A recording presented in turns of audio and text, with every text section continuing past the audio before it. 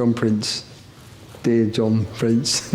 He's an oral physiologist who has spent many a year studying the way that we move food around our mouths. And first you think, gosh, devote all your life to doing something like this. But for me, not only is it important, but it's great fun, and it throws up some really key issues when assembling dishes. When we eat, our mouths become coated in a layer of mucosa.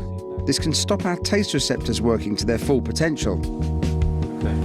Okay, Kirsten, I'm going to give you a mouthful of custard. Just think about how that tastes. Now we're going to clean your tongue. With what? Using this tampon. It's the most absorbent thing around. I'm going to put that in my mouth? Yes, of course. And that'll dry it off.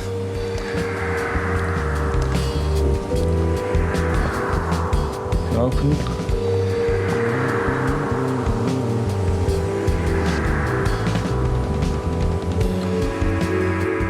There was no doubt about it. Not having that layer of mucosa changed the way the custard tasted. It's richer. I think it might be because it seems sweeter. Yes, because that layer of mucus is preventing the taste getting to the receptors which are lying underneath it. So by removing it, you're going to taste more intensely. It raised an important question. What could I do just to make that break down more rapidly? Well, maybe by adding starch, you could get a starch oil mixture on the surface, which would then be broken down by the amylase in saliva. So adding some starch could mean that it could allow the other flavours to come through more rapidly. Yes. I think this has given me a lot to think about, because it's what do we actually want from the fattier, creamier elements of the trifle? Do we want mouthfeel, creaminess, richness? How much do we want them to actually restrict the release of some of the other flavours? Now, saffron custard. First, I'm mixing together milk, cream and saffron in a pan.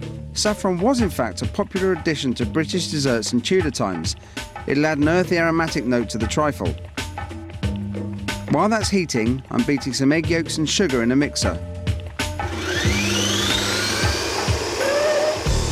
When the saffron cream mixture is held at 75 degrees for 4 minutes, add to the eggs.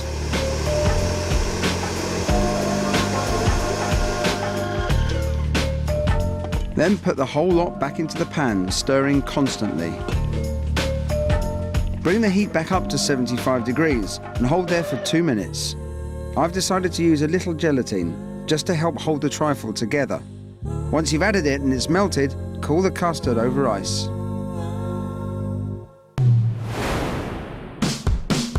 I had a biscuit base, a layer of strawberry and olives and a saffron custard.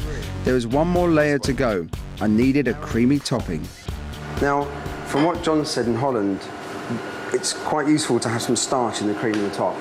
Somehow it allows it to break down, doesn't leave a fatty coating in the mouth, and you should be able to taste the other layers of the trifle more quickly. Right. After a bit more development, we had a definitive recipe for the trifle's cream layer, and here's how to make it. First, to make the base, I'm mixing egg yolks with sugar and some of the Palo Cortado sherry I used earlier. Meanwhile, in a pan, heat up some more of the sherry and add our starch. I'm using tapioca starch, which dissolves completely when heated and gives a clean tasting finish. When that has a heavy, syrupy consistency, add it back into the egg and sugar and mix thoroughly. Now I'm adding some mascarpone cream to the thickened egg yolks. This is a cream cheese and will add a luscious quality that will contrast beautifully with the other layers. But I don't want it to be too rich, so I'm going to add some cream that I've whisked to soft peaks. When it's mixed through, set aside in the fridge until later.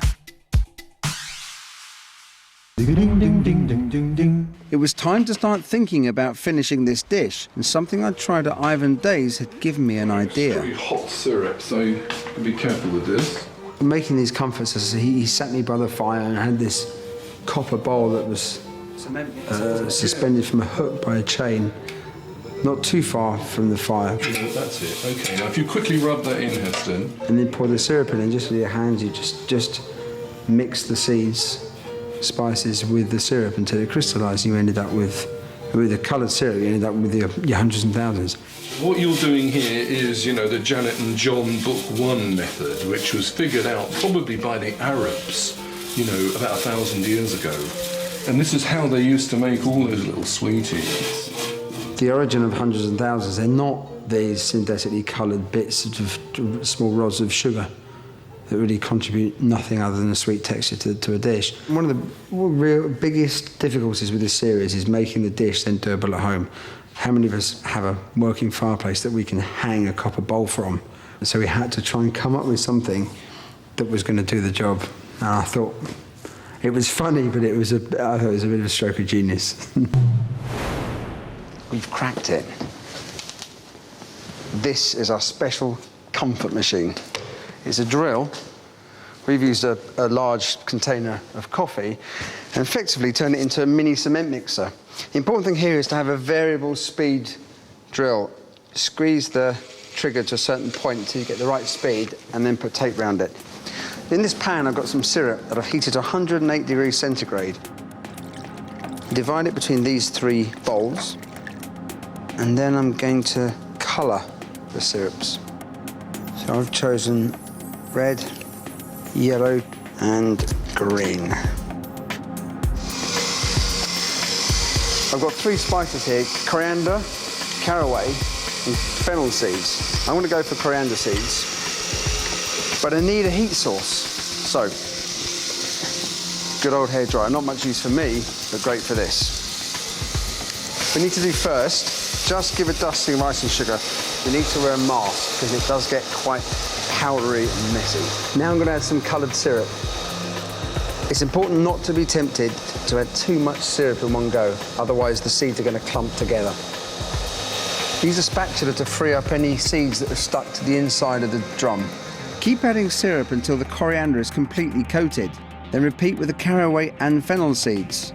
Comfort's a beautiful alternative to hundreds and thousands. Well, after all of that, it's time to put it together.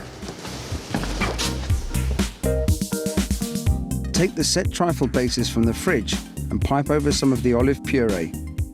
Now add a drizzle of the concentrated strawberry juice. Onto that goes a textural layer. Caraway biscuit. Now the saffron custard. Gently push it down into the gaps created by the strawberries. Now add the arlette, the caramelised puff pastry which gives a little extra crunch. And last but not least, pipe on the mascarpone cream. Before adding the finishing touches. Angelica, crystallised rose-petaled confetti. Now comfits. A mist of orange flower water. And then just for good measure, some popping candy.